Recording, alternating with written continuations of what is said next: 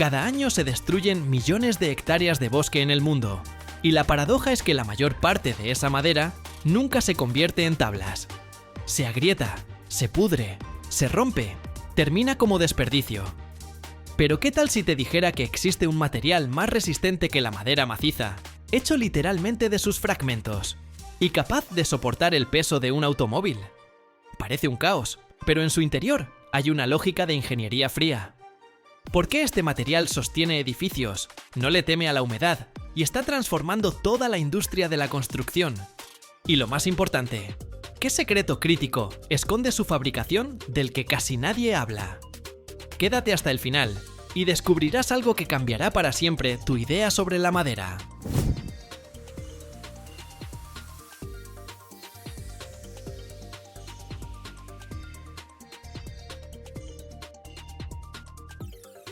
Empecemos por lo básico. ¿Por qué inventar algo nuevo cuando ya existe la madera normal? El problema es que la madera natural es un material caprichoso. Se expande y se contrae según la humedad. Se agrieta al secarse. Se pudre con el agua. Tiene nudos que son puntos débiles.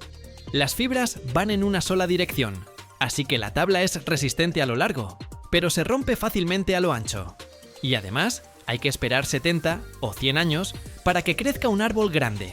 Talarlo, secarlo, cortarlo. Todo eso cuesta tiempo y dinero. Y aquí llega la gran idea. ¿Qué tal si tomamos pedazos pequeños de madera, los organizamos de manera especial y los pegamos bajo presión y temperatura? El resultado es un material sin los defectos de la madera natural, pero con todas sus ventajas.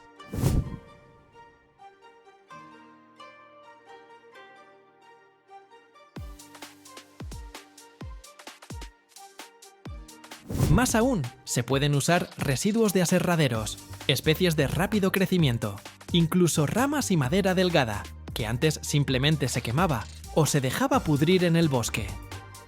La placa OSB es uno de los inventos más geniales en el procesamiento de madera. Visualmente parece un caos, miles de virutas largas y delgadas, esparcidas en todas direcciones y pegadas entre sí. Pero este caos está cuidadosamente organizado. Las virutas se colocan en capas, y en cada capa están orientadas en una dirección específica. Las capas externas tienen virutas que van a lo largo de la placa. Las del medio van transversalmente. Es como la fibra natural de la madera, solo que en todas direcciones al mismo tiempo. La producción de estas placas comienza con troncos, normalmente de especies de rápido crecimiento, como pino o álamo. Los troncos se limpian de corteza y se alimentan a máquinas especiales llamadas stranders.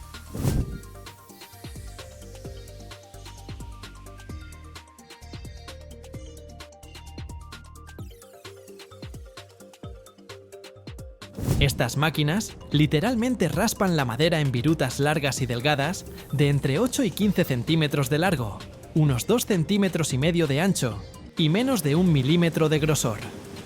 Quedan como escamas largas, parecidas a los cereales en hojuelas grandes. Las virutas frescas contienen mucha humedad, hasta 50% de agua en peso. No sirven para pegar, así que se envían a una secadora, un tambor enorme o una cinta transportadora donde se sopla aire caliente sobre las virutas. La humedad baja a entre 2 y 5%. Es importante no secar de más, porque las virutas demasiado secas se vuelven quebradizas y no pegan bien. Después viene la mezcla con pegamento. Se usan resinas sintéticas especiales, generalmente fenol formaldehído o melamina formaldehído. Suena aterrador, pero después de polimerizarse, estas sustancias se vuelven inertes y seguras. La resina representa cerca del 3 al 5% del peso de las virutas.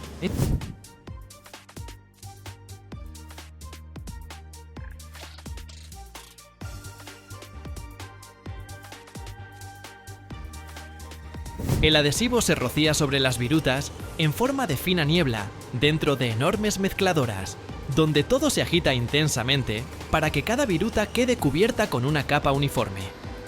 Ahora viene lo más interesante, la formación de la alfombra.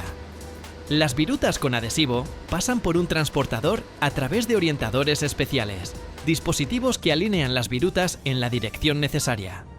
Primero se coloca, la capa inferior con virutas longitudinales, luego la capa intermedia con virutas transversales y después la capa superior nuevamente longitudinales.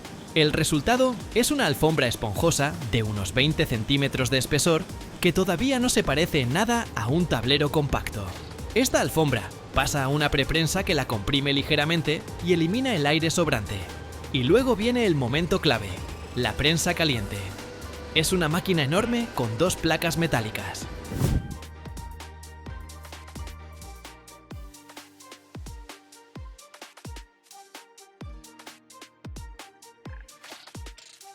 La alfombra entra entre estas placas y la presionan con una fuerza tremenda. Bajo esa presión y temperatura ocurre la transformación. El grosor se reduce entre 5 y 6 veces. Las virutas se comprimen tan fuertemente que casi no queda aire entre ellas. El pegamento se ablanda, se cuela en todas las grietas, envuelve cada viruta. Y lo más importante, comienza la reacción química de polimerización. Las moléculas de resina se unen en largas cadenas, creando fuertes enlaces entre las virutas. Todo el proceso de prensado toma entre 3 y 5 minutos. En ese tiempo, la temperatura dentro de la placa alcanza unos 300 grados. El pegamento se polimeriza completamente y las virutas quedan unidas para siempre en una estructura monolítica. Cuando la prensa se abre, sale una placa caliente.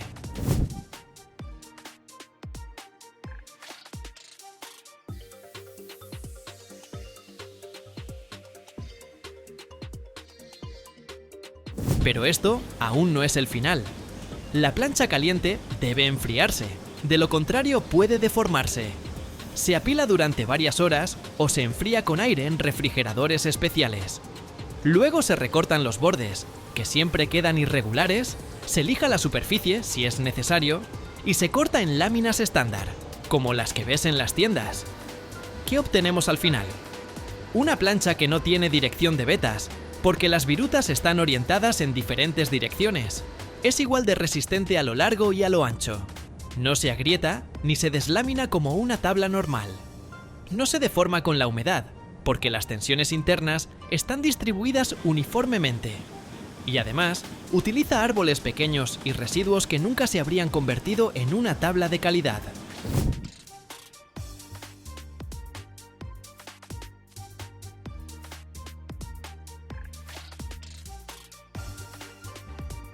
Una placa de 2 centímetros de espesor puede soportar una carga de casi 10.000 kilogramos por metro cuadrado sin doblarse.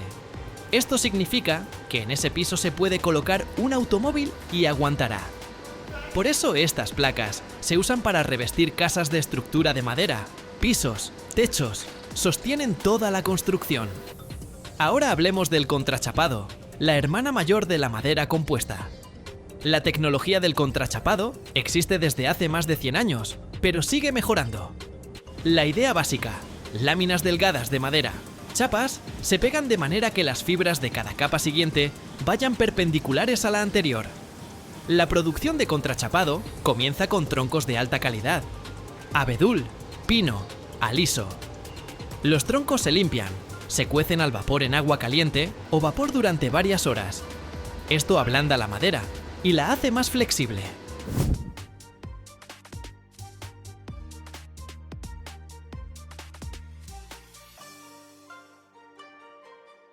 Luego, el tronco se coloca en una máquina especial, una descortezadora rotativa, que hace girar el tronco, mientras un cuchillo corta de él una cinta continua de chapa, de 1 a 3 milímetros de espesor. Esta cinta se corta en láminas del tamaño necesario y se seca en secadores especiales a una temperatura de unos 300 grados durante varios minutos, hasta que la humedad baja al 6 u 8%. Después, las láminas de chapa se clasifican según su calidad. Las mejores, sin nudos ni grietas, van para las capas exteriores, donde serán visibles. Las de menor calidad, con pequeños defectos, para las capas interiores. A cada lámina se le aplica adhesivo, normalmente resina de urea formaldehído para trabajos interiores o resina fenol formaldehído para contrachapado resistente a la humedad.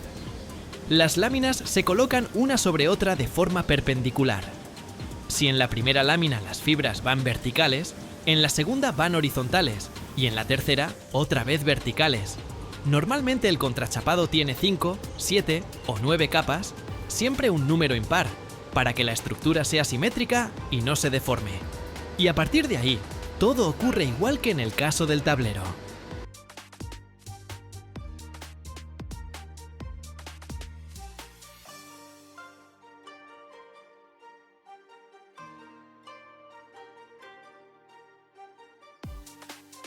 Cada año se fabrican en el mundo miles de toneladas de cadenas de ancla, gigantes de metal, de los que literalmente depende el destino de supertanqueros y portaaviones. Pero, ¿qué pasaría si te dijera que un solo eslabón de esta cadena puede pesar más que 3 adultos juntos y soportar cargas de miles de toneladas durante una tormenta? ¿Por qué los buques modernos necesitan cadenas 3 veces más grandes que en la época del Titanic?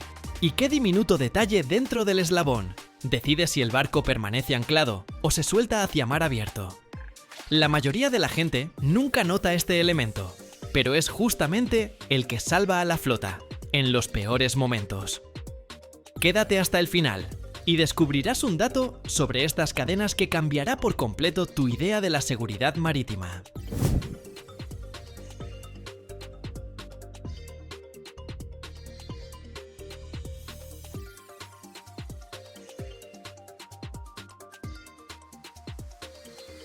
Las cadenas de ancla de los supertanqueros y portaaviones modernos impresionan por su tamaño. El peso de un solo eslabón puede alcanzar 250 kilogramos, aproximadamente lo que pesan 3 hombres adultos juntos. Para comparar, el legendario Titanic, que zarpó en su único viaje en 1912, tenía cadenas con eslabones de unos 80 kilogramos. En un siglo, el tamaño de los barcos y sus sistemas de anclaje se triplicó. Esta es la respuesta a nuevos desafíos. Los petroleros modernos alcanzan 400 metros de largo y pesan cientos de miles de toneladas cuando están totalmente cargados. Los portaaviones clase Nimitz pesan cerca de 100.000 toneladas. Mantener a estos gigantes en su lugar es una tarea que requiere cadenas de una resistencia increíble.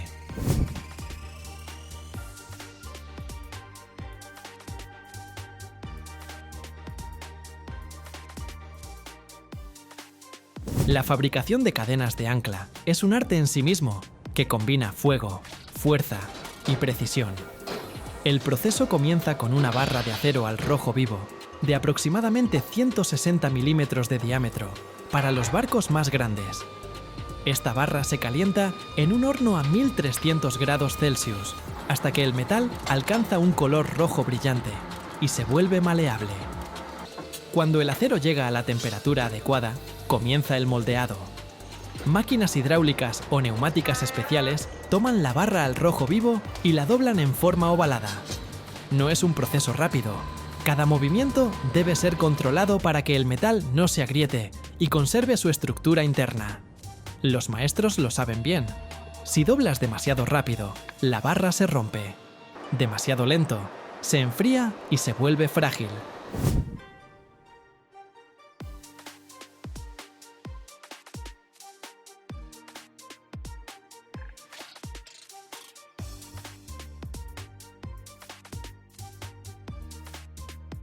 Cuando el óvalo está formado, sus extremos quedan abiertos, y este es un momento crítico.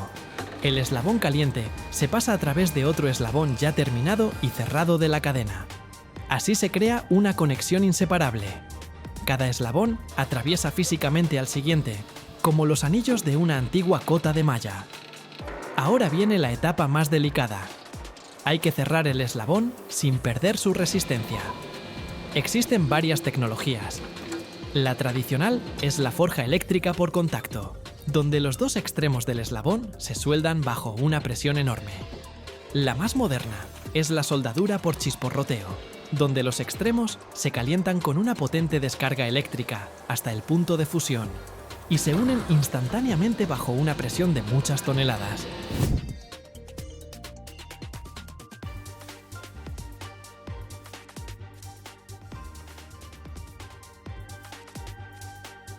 El punto de unión es el más vulnerable de todo el eslabón. Aquí, el acero ha sufrido las mayores cargas térmicas y mecánicas. Por eso, después de soldar, el eslabón se calienta nuevamente y se forja bajo un martillo potente que pesa varias toneladas. Cada golpe del martillo compacta el metal, uniforma su estructura, elimina microporos invisibles que podrían convertirse en puntos de futura ruptura. El proceso recuerda a cómo los herreros medievales forjaban las hojas de las espadas una y otra vez, solo que la escala es completamente distinta. El martillo cae desde varios metros de altura, creando un impacto de decenas de toneladas. El acero al rojo vivo chispea bajo los golpes, adquiriendo gradualmente una densidad y forma perfectas.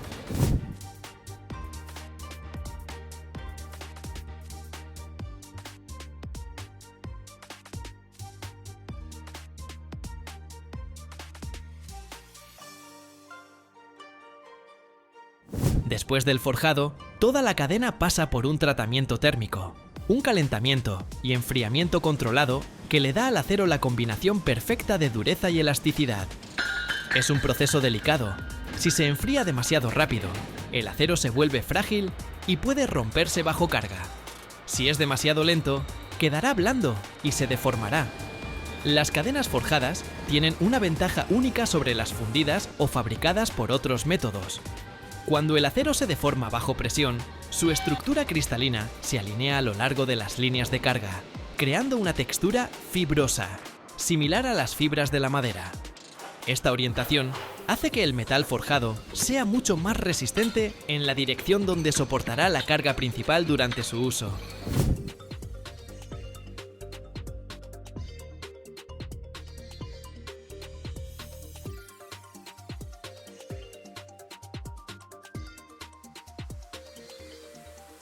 Ninguna cadena va al barco sin pruebas exhaustivas. Primero, inspección visual. Cada eslabón se examina buscando grietas, irregularidades, defectos de soldadura. Después, escaneo ultrasónico que detecta poros internos y fisuras invisibles al ojo. Los rayos X verifican la calidad de las uniones soldadas, pero la prueba más crítica es la mecánica. Secciones de la cadena se fijan en bancadas hidráulicas de prueba y se someten a cargas que superan la operativa en 1,5 veces o 2 veces. Si la cadena resistió esa carga sin deformarse, está lista para usarse. Si aunque sea un eslabón mostró debilidad, toda esa sección va directo a refundición.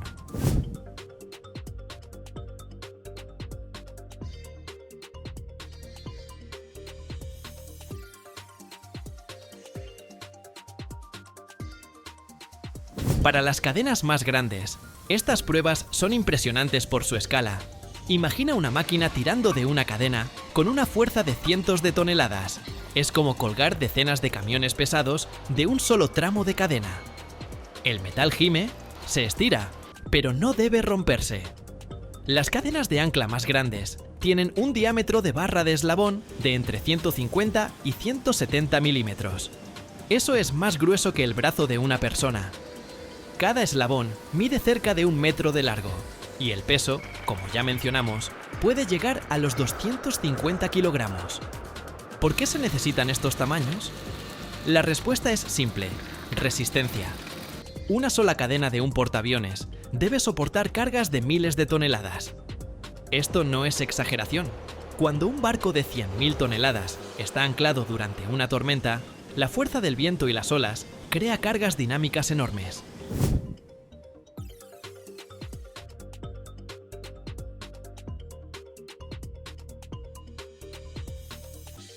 La cadena no solo tiene que sostener el barco, debe absorber esos golpes, estirarse y comprimirse, funcionando como un amortiguador gigante. La longitud de la cadena también es crítica. Para barcos grandes puede alcanzar cientos de metros. Un portaaviones estadounidense, clase Nimitz, tiene cadenas de 120 milímetros de calibre y cada eslabón pesa 163 kilos.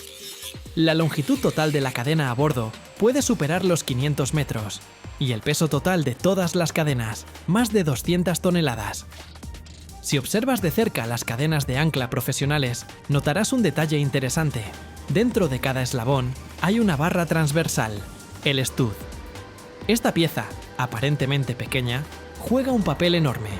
La barra evita que los eslabones se deformen bajo carga se tuerzan o se colapsen como un acordeón.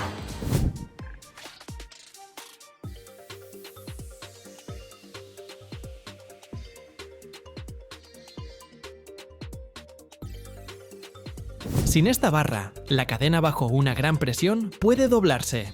Los eslabones comenzarían a montarse uno sobre otro, y toda la estructura perdería su resistencia. La barra se suelda o se forja dentro del eslabón durante la fabricación, y se convierte en parte integral de él. Para las cadenas más grandes, esta barra por sí sola puede pesar entre 20 y 30 kilogramos. Crear la cadena es solo la mitad del trabajo. Todavía hay que protegerla de su enemigo principal, el que ataca a todas las estructuras metálicas en el mar, la corrosión. El agua salada, especialmente en latitudes tropicales, es extremadamente agresiva. Sin protección, incluso el acero más resistente empezará a oxidarse en cuestión de meses. El método de protección más común es la galvanización en caliente. La cadena terminada se sumerge en un baño de zinc fundido a una temperatura de 450 grados Celsius. El zinc cubre cada centímetro de superficie, con una capa gruesa que actúa como ánodo de sacrificio. Se oxida en lugar del acero, protegiendo el metal base.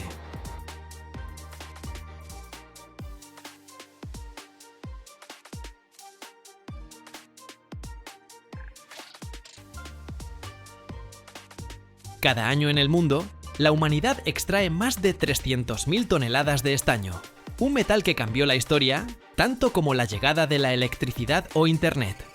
Imagina esto, apenas unos gramos de este metal dentro de tu teléfono mantienen unidos miles de contactos microscópicos. Y ahora imagina que sin el estaño, la edad de bronce nunca habría existido. Pero hay un secreto que la industria oculta cuidadosamente. Mira hasta el final y descubrirás un dato sobre el estaño que cambiará por completo tu visión de la electrónica moderna.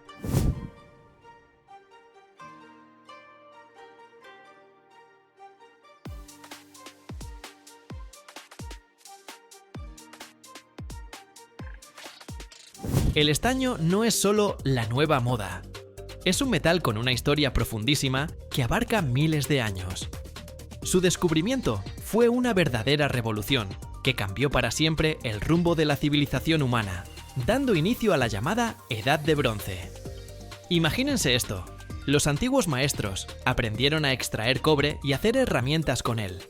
Pero el cobre era blando, y entonces, ya sea por accidente o por experimentación, descubrieron que si agregaban un poco de otro metal desconocido en ese momento, el estaño, a ese cobre fundido, la aleación se volvía increíblemente fuerte, dura, más fácil de moldear y mantenía mejor el filo. Ese metal era el estaño. La aleación de cobre con estaño recibió el nombre de bronce. Espadas de bronce, escudos, herramientas, adornos, todo esto de repente estuvo disponible, dándole a las civilizaciones antiguas una enorme ventaja. Fue un verdadero salto tecnológico que transformó las guerras, la agricultura y el arte.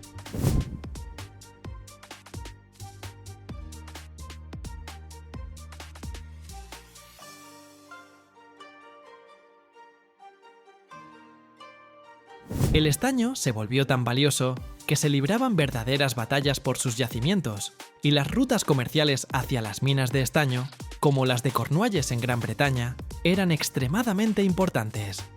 Con el paso de los siglos, el estaño siguió siendo valioso. Se usaba como recubrimiento para otros metales, para protegerlos de la corrosión. Por ejemplo, la hojalata, una lámina delgada de acero cubierta con estaño, con la que se hacían latas de conserva. También para fabricar soldaduras blandas que unían metales. Y además, en la producción de espejos e incluso para crear tubos de órgano y monedas. Pero su verdadero renacimiento llegó en el siglo XX, con la aparición de la electrónica. Más del 50% de todo el consumo mundial de estaño corresponde precisamente a esta industria.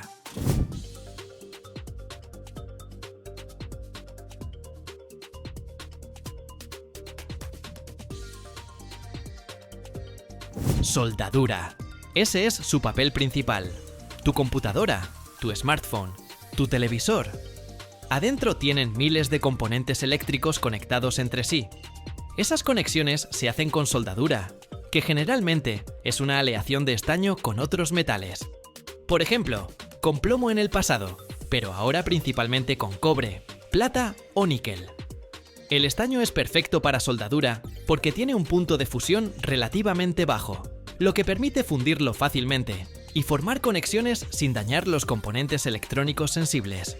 Además, el estaño moja los metales, es decir, se esparce fácilmente por la superficie, creando una conexión eléctrica y mecánica sólida. También tiene buena conductividad eléctrica y es resistente a la corrosión.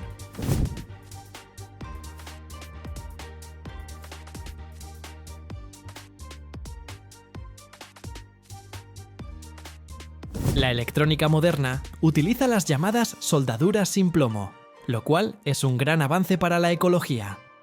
El estaño en estas aleaciones es el componente principal. Sin conexiones de soldadura confiables, toda la compleja arquitectura de los microchips simplemente se desmoronaría, y tu dispositivo se convertiría en un montón de partes inútiles. El estaño se usa para recubrir otros metales, especialmente el cobre, en las placas de circuito impreso. Esto protege las pistas de cobre de la oxidación y facilita el proceso de soldadura. También se utiliza para recubrir los conectores, lo que mejora su conductividad eléctrica y resistencia a la corrosión. El estaño no es un elemento muy abundante en la corteza terrestre. Su mineral principal es la casiterita, es decir, óxido de estaño. Es un mineral bastante denso que a menudo se encuentra en depósitos aluviales, lo que significa que puede extraerse de sedimentos fluviales o antiguas costas marinas.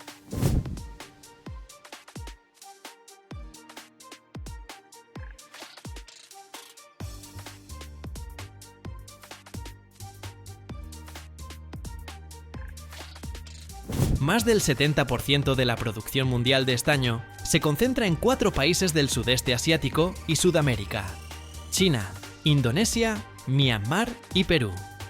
Esto hace que el mercado del estaño sea bastante sensible a los acontecimientos políticos y económicos en estas regiones. La extracción de estaño comienza con la etapa de exploración. Los geólogos, equipados con tecnologías modernas, realizan estudios, perforaciones y análisis de muestras de suelo y rocas para encontrar lugares donde la concentración de casiterita sea lo suficientemente alta como para que la extracción sea económicamente viable. Una vez identificado el yacimiento, comienza su explotación, que puede seguir 2 caminos principales, dependiendo del tipo de yacimiento. El primer y más común método de extracción de estaño es a partir de depósitos aluviales. Imaginen esto: durante millones de años, la casiterita, arrastrada de las rocas madre por el agua y la erosión, se fue acumulando en lechos de ríos, fondos de lagos o en antiguas costas marinas.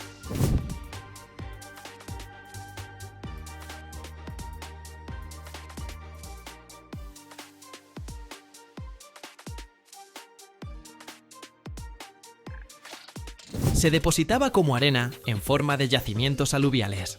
La extracción de estos depósitos suele ser menos complicada que en las minas subterráneas. Aquí se usan dragas gigantes, fábricas flotantes que succionan toneladas de tierra y grava del fondo de lagos y ríos. O se aplican monitores hidráulicos, chorros de agua a alta presión que deshacen el suelo de las orillas de los ríos o laderas que contienen casiterita. La masa disgregada pasa luego a un proceso de concentración inicial, donde por métodos gravimétricos, aprovechando la diferencia de densidad, la casiterita se separa de la roca más liviana. Es como el lavado industrial de oro, pero a escala gigantesca. La segunda forma es la extracción de yacimientos primarios, donde la casiterita está en rocas duras. Ahí funcionan las minas subterráneas tradicionales, igual que para otros metales.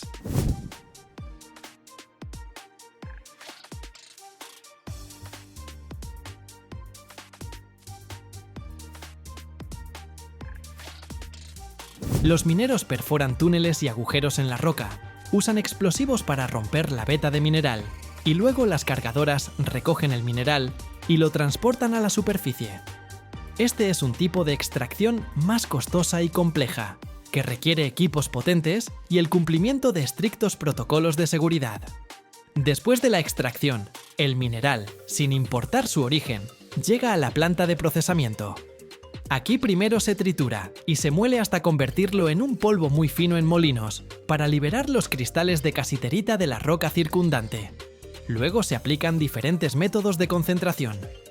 El primer método es la separación por gravedad. Como la casiterita es un mineral bastante denso, se separa de los minerales más ligeros con ayuda de agua.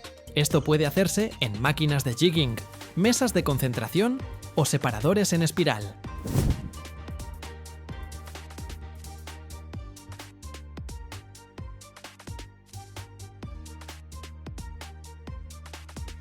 El segundo método es la flotación. A veces, para enriquecer aún más el material o separar la casiterita de otros minerales, se usa la flotación, donde la casiterita se adhiere selectivamente a burbujas de aire y sube a la superficie en forma de espuma. Como resultado de todos estos procesos, se obtiene un concentrado de estaño que ya contiene más del 50% de casiterita, o incluso más. Este concentrado pasa luego a la planta metalúrgica para obtener estaño metálico puro. Aquí, el concentrado, que es óxido de estaño, se mezcla con carbón, que actúa como reductor, y con fundentes. Los fundentes son sustancias que ayudan a separar las impurezas. Esta mezcla se calienta en hornos especiales a altas temperaturas, normalmente alrededor de 1300 grados Celsius. A estas temperaturas, el carbono captura el oxígeno del óxido de estaño, liberando estaño metálico puro, que se funde y fluye hacia el fondo del horno.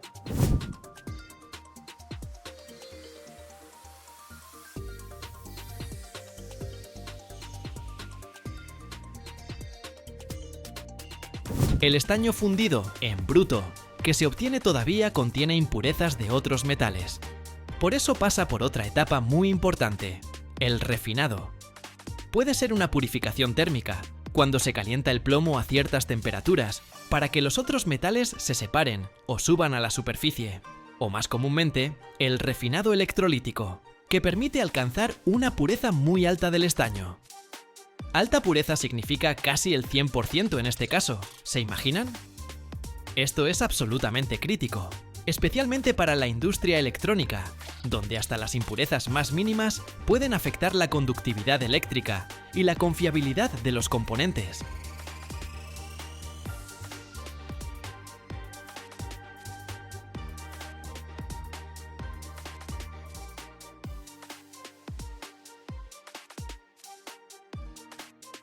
Cada año se fabrican en el mundo apenas unas pocas piezas capaces de soportar más de 7000 toneladas de presión. Pero una de ellas estableció un récord que parecía imposible incluso para los ingenieros. Imagina un anillo con un diámetro 2 veces mayor que una portería de fútbol. Una pieza maciza de acero sin una sola soldadura. ¿Cómo es esto posible? ¿Y por qué la seguridad de millones de personas depende de esta pieza? Quédate hasta el final. Ahí se revela el misterio que la industria del forjado pesado ocultó durante años.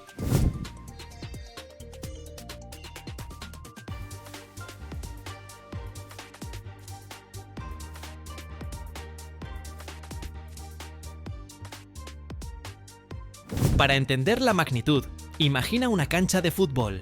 El ancho de su portería mide más de 7 metros. El diámetro de este anillo es más del doble. Dentro de él cabrían tranquilamente edificios de varios pisos o un avión. Y todo esto es una pieza de acero inoxidable sin una sola soldadura. Antes, estas dimensiones se lograban soldando varios segmentos grandes en forma de anillo. Se veía bien, pero en las juntas longitudinales siempre acechaba el riesgo. Cualquier microfisura, cualquier error del soldador, y ante un terremoto o cargas prolongadas, precisamente esa soldadura podía convertirse en el punto débil. Los metalúrgicos chinos decidieron tomar otro camino. No pegar, sino cultivar el anillo a partir de una sola pieza. Utilizaron una tecnología que llamaron forja aditiva. La idea es esta. En lugar de intentar estirar el lingote de una vez al tamaño necesario, lo forjan repetidamente por capas, aumentando gradualmente y expandiendo el metal en forma de un anillo gigante.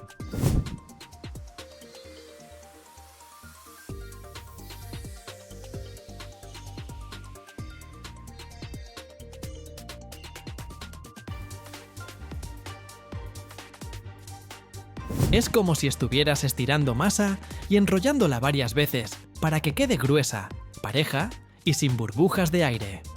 Pero aquí, en lugar de masa, hay acero inoxidable al rojo vivo y prensas con miles de toneladas de fuerza. Primero, funden acero de alta calidad con níquel, cromo y molibdeno.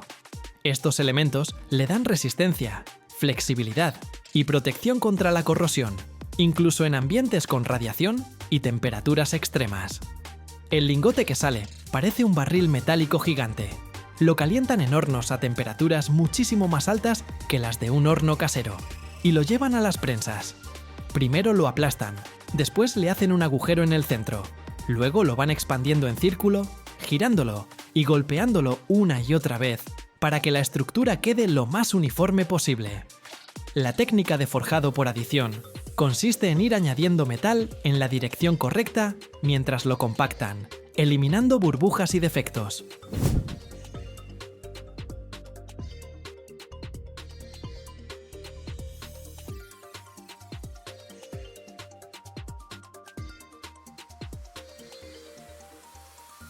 Con cada pasada de las prensas, el anillo crece en diámetro, pero sus paredes mantienen el grosor necesario y la estructura granular del acero se alinea.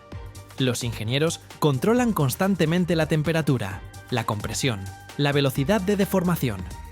Si el metal se enfría demasiado, se vuelve frágil y puede agrietarse. Si se sobrecalienta, la estructura se derrite y el acero pierde resistencia. Por eso toda la operación se lleva como una receta compleja.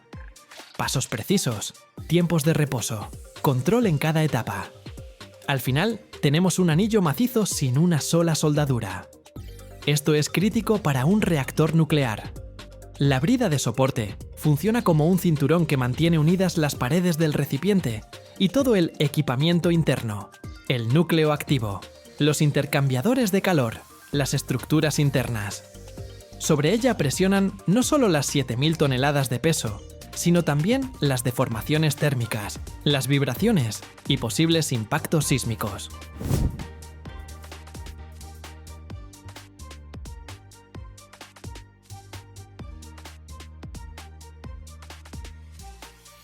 Si imaginamos el reactor como una enorme olla a presión, este anillo es su cinturón, que no puede abrirse ni una micra.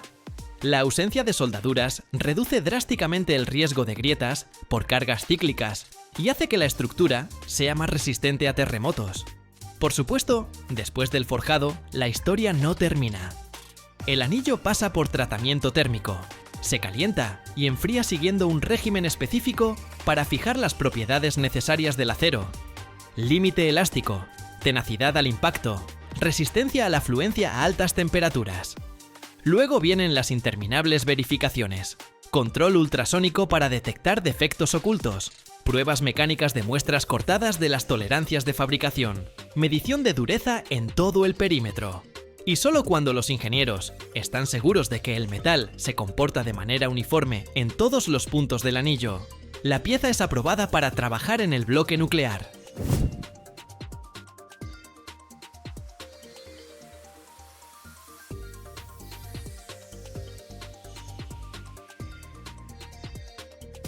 Lo más interesante es que este avance con el anillo récord no se quedó en el club cerrado de la energía nuclear.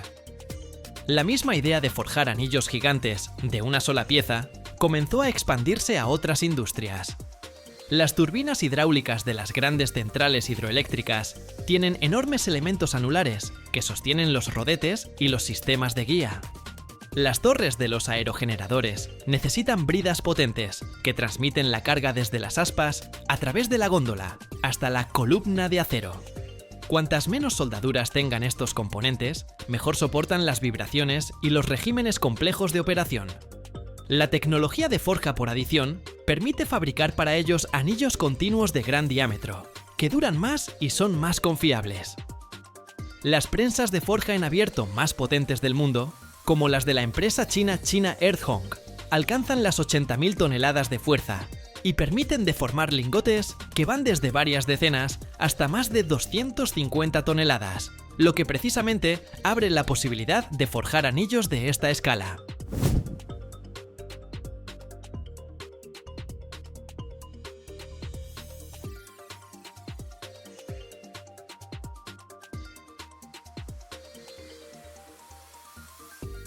A nivel global, este tipo de piezas forjadas de gran tamaño para el sector energético las fabrican solo un puñado de productores, empresas en Japón, China, Francia y Rusia, cada una con sus propias líneas para reactores de gran escala, generadores y rotores de turbinas. La demanda de anillos sin costura no solo crece en la energía nuclear. El mercado de bridas forjadas para turbinas eólicas en 2023 se estimó en aproximadamente 1.500 millones de dólares y según las proyecciones podría alcanzar cerca de 3.000 millones de dólares para 2032, donde precisamente estos anillos forjados sin costura representan una parte importante. Para los parques eólicos marinos se necesitan bridas y anillos enormes, capaces de resistir altas cargas de viento, agua salada y fatiga cíclica constante. Aquí los anillos sin costura tienen una clara ventaja sobre los soldados, porque hay menos riesgo de agrietamiento y deformaciones.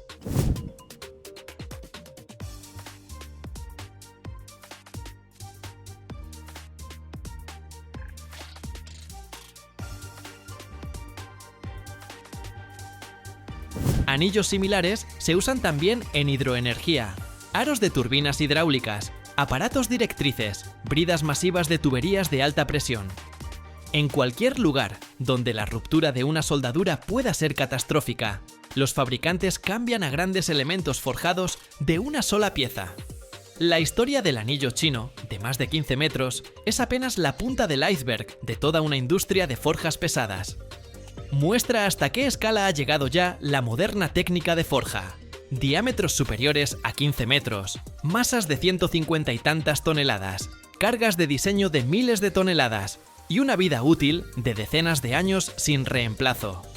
Y las estadísticas del mercado de forjas energéticas y bridas eólicas sugieren que cada año habrá más de estos anillos récord en la industria nuclear, hidroeléctrica y eólica.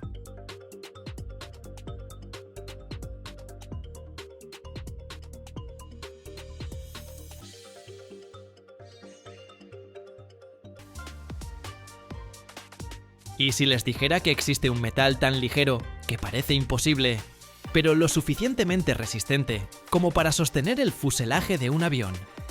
¿Y que este metal se puede extraer simplemente del agua de mar? Suena imposible, ¿verdad? Pero aquí es donde comienza el misterio del magnesio, un material que está transformando silenciosamente la aviación, los gadgets e incluso la medicina. Y lo más interesante, al final del video, descubrirán un dato sobre este metal que cambiará por completo su visión de la industria moderna. Así que abróchense los cinturones. Nos sumergimos en un mundo donde la ligereza puede ser más fuerte que el acero.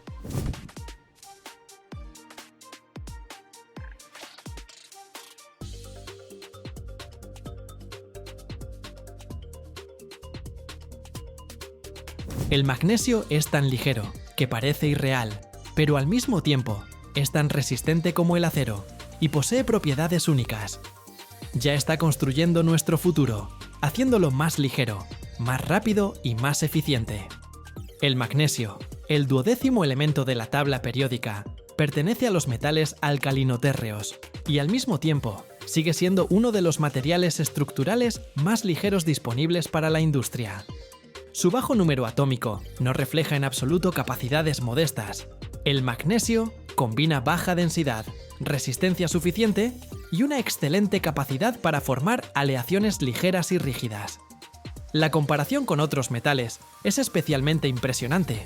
Es aproximadamente un tercio más ligero que el aluminio, lo que lo hace atractivo para cualquier estructura donde el ahorro de peso sea crítico.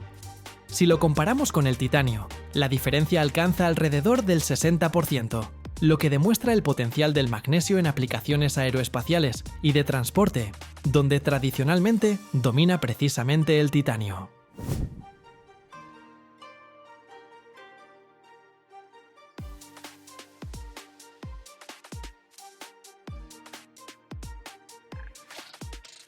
Y finalmente, el magnesio es 4 veces más ligero que el acero, pero sus aleaciones pueden proporcionar la resistencia suficiente para muchas tareas de ingeniería. Precisamente por esta combinación de propiedades, el magnesio se considera un metal prometedor del futuro en diversas industrias. Imagínate esto. Puedes crear una pieza que sea tan resistente como una de aluminio, pero que pese 3 veces menos.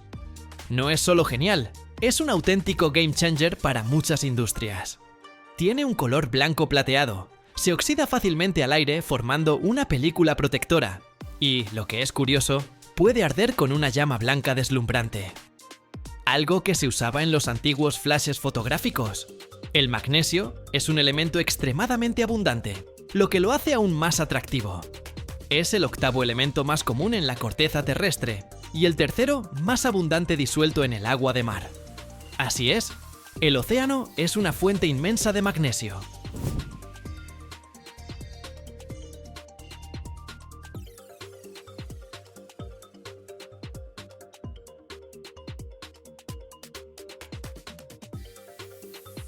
El magnesio se puede extraer del agua de mar, y este método suena realmente futurista.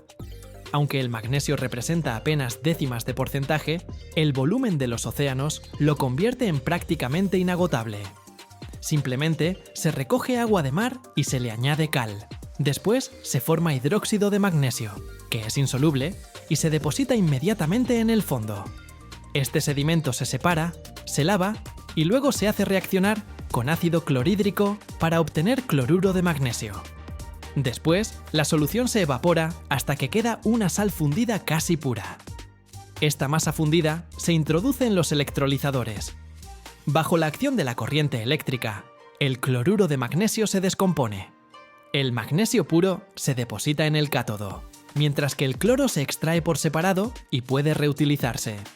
El proceso consume enormes cantidades de energía, pero el resultado es metal de alta pureza a gran escala.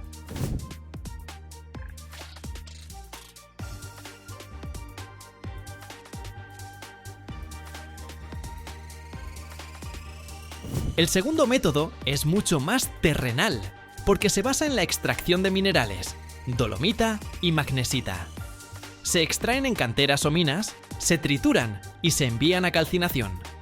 Bajo la acción de altas temperaturas, el dióxido de carbono se libera del mineral y queda el óxido de magnesio. Luego entra en juego la pirometalurgia. El óxido de magnesio se mezcla con ferrosilicio y se calienta a temperaturas altísimas en el vacío.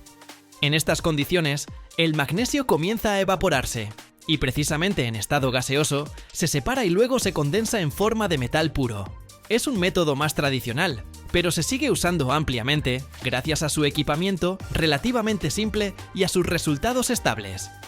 El magnesio no es solo un metal ligero, es el material del futuro. Y ya se está usando activamente en muchas industrias, demostrando sus propiedades únicas. La industria automotriz y aeronáutica viven su momento estelar, donde cada gramo de peso cuenta.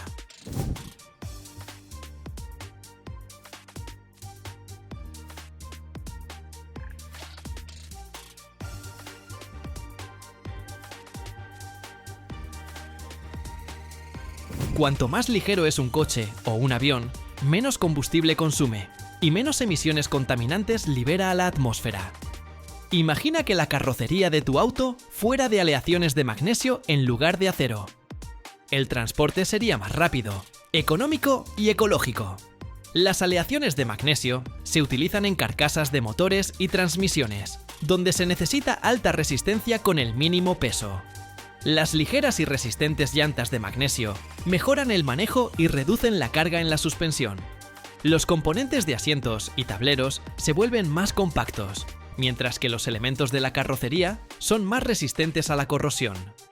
En la aviación y la industria aeroespacial, el magnesio es ideal para componentes ligeros de aviones, cohetes y satélites, donde cada gramo vale oro, permitiendo aumentar el alcance de vuelo y la maniobrabilidad de las aeronaves.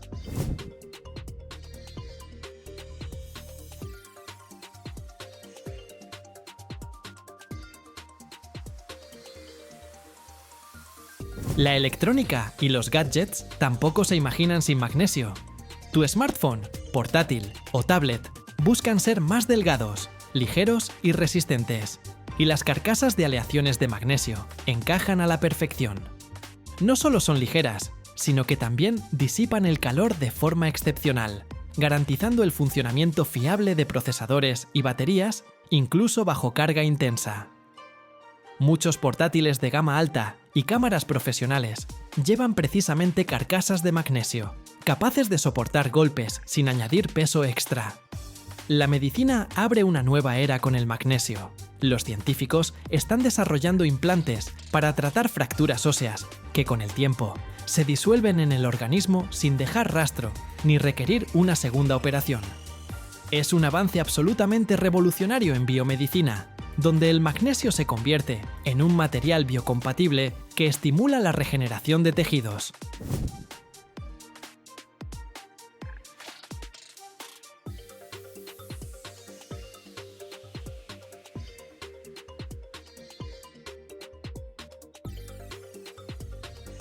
Las aleaciones y la metalurgia son otro campo donde el magnesio resulta absolutamente indispensable. Es un elemento de aleación clave en muchísimas aleaciones de aluminio, y con solo añadir una pequeña cantidad de magnesio, el aluminio se vuelve mucho más resistente y capaz de enfrentarse a la corrosión. Por ejemplo, las aleaciones de aluminio-magnesio se utilizan ampliamente en la industria naval para cascos de embarcaciones que resisten el agua salada, y también para fabricar latas de bebidas, que son ligeras y no se oxidan. La pirotecnia y la iluminación aprovechan esa llama blanca y brillante del magnesio. Arde con una intensidad increíble, por eso se usa en fuegos artificiales, bengalas de señalización y dispositivos de iluminación especiales para crear una luz potentísima. La industria química valora el magnesio como reductor en la producción de otros metales, como el titanio, y como catalizador en procesos químicos complejos, acelerando las reacciones sin dañar el medio ambiente.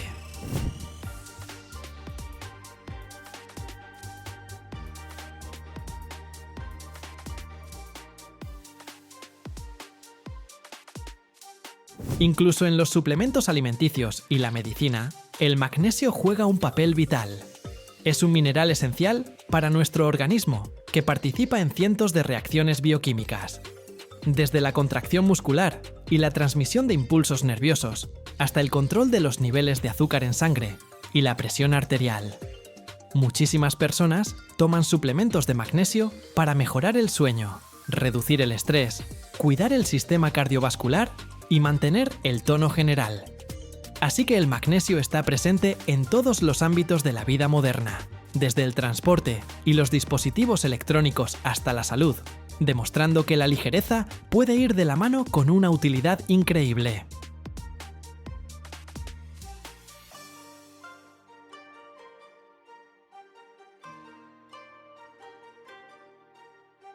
Cada año, el mundo extrae más de 13 millones de toneladas de zinc, un metal que la mayoría de las personas nunca ha visto, pero que todos los días salva nuestros puentes, techos y automóviles de la corrosión.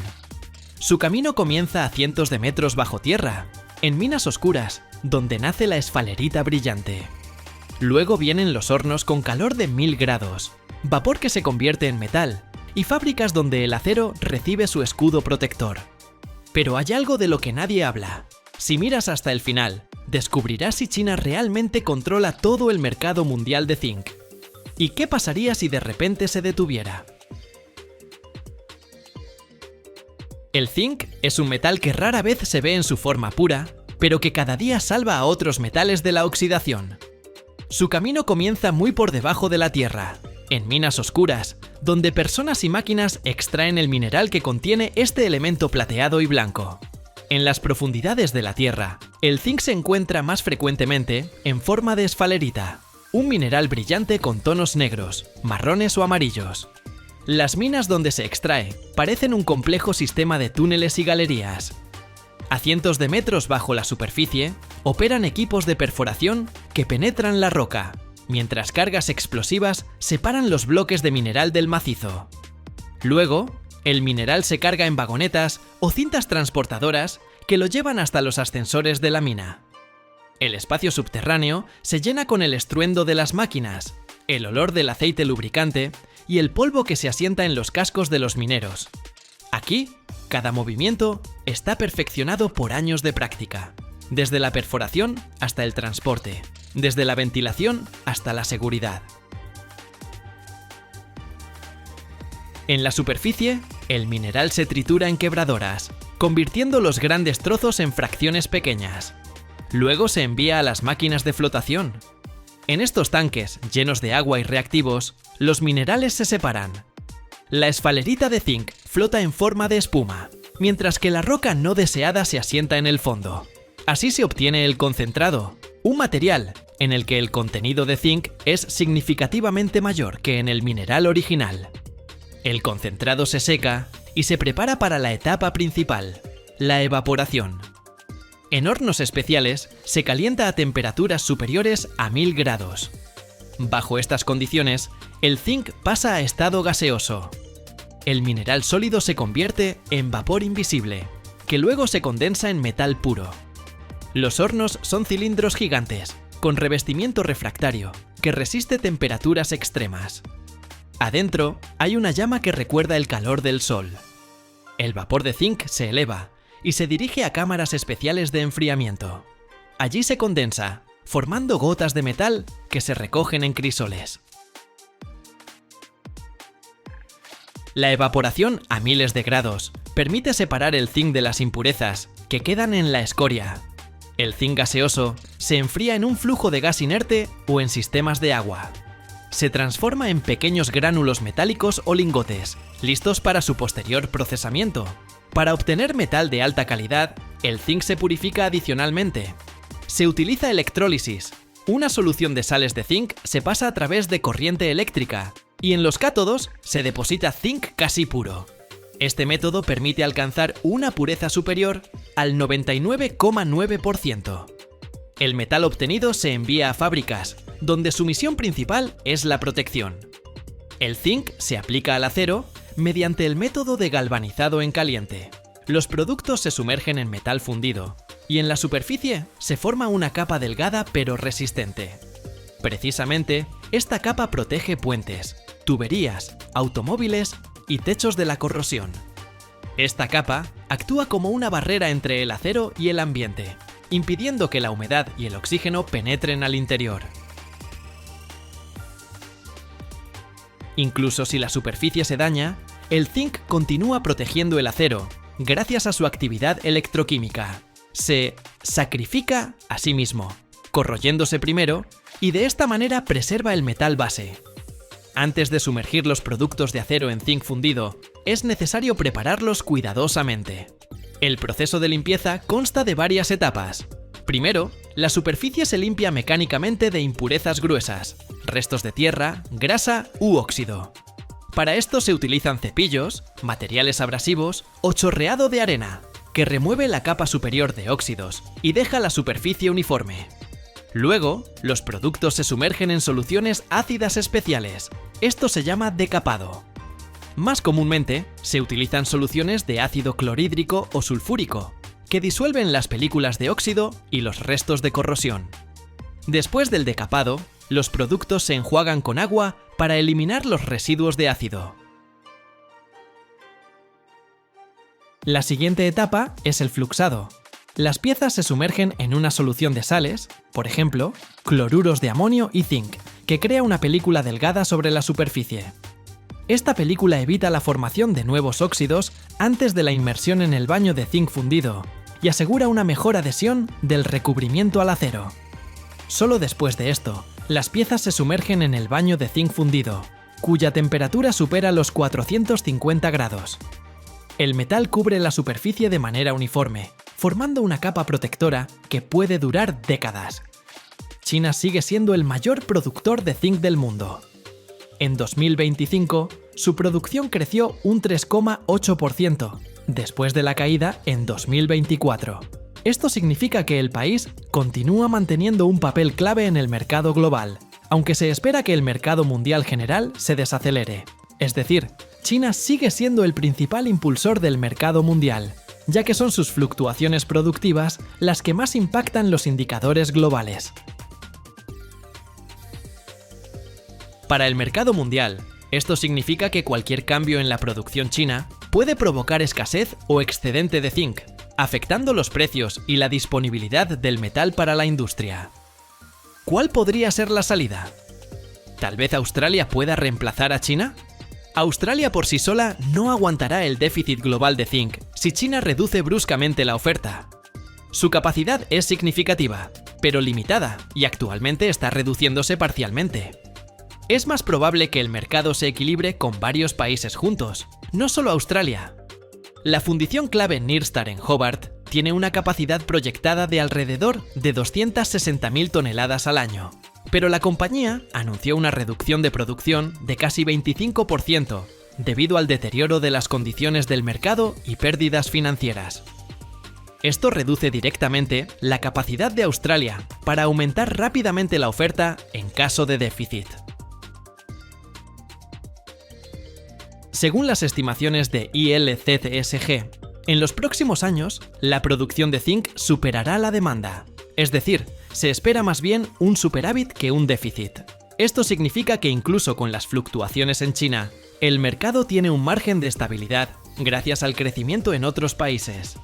El zinc es un metal que al mismo tiempo es un protector industrial y un elemento vital para el ser humano. Su historia se remonta a la antigüedad. Los maestros indios, hace más de 2000 años, ya sabían obtener zinc del mineral. En la industria, es el protagonista principal del proceso de galvanización. Una capa delgada de este metal salva al acero de la oxidación, prolongando la vida de puentes, automóviles y techos. El zinc también se utiliza en baterías, aleaciones e incluso en pirotecnia, donde sus sales dan a la llama un color azul verdoso. Pero no menos importante es su papel en la biología. El zinc es necesario para el funcionamiento del sistema inmunológico, la cicatrización de heridas y la formación del gusto y el olfato. Se encuentra principalmente en la carne, los mariscos y las semillas, aunque las fuentes vegetales se absorben peor. La deficiencia de zinc puede llevar al debilitamiento del organismo y el exceso puede causar problemas digestivos. Así, el zinc es un participante discreto pero indispensable tanto en los procesos técnicos como en la vida humana.